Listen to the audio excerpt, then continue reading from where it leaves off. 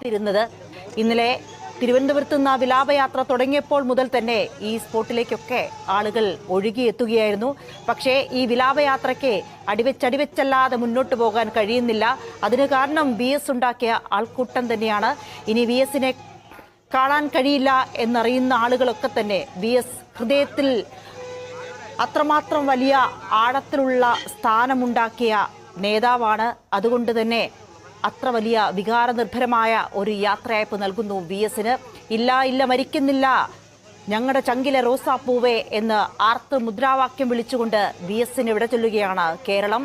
വഴിയിലുടനീളം ആയിരങ്ങളാണ് VSനെ ഒരു നോക്ക് കാണാൻ വേണ്ടി കാത്തിരിക്കുന്നത്.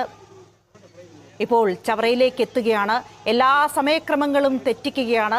പലപ്പോഴും VS ഒരു വേദിയിൽ പ്രസംഗത്തിനെത്തുമ്പോൾ എന്ന് കേൾക്കുമ്പോൾ തന്നെ അവിടേക്ക് ആളുകളുടെ ഒഴുക്കുണ്ടാകും. VSന്റെ നീട്ടിയും കുറുക്കിയുമുള്ള പ്രസംഗം കേൾക്കാൻ അതേ ആൾക്കൂട്ടം ഇപ്പോൾ VSന് അന്ത്യാഭിവാദ്യങ്ങൾ നൽകുകയാണ്.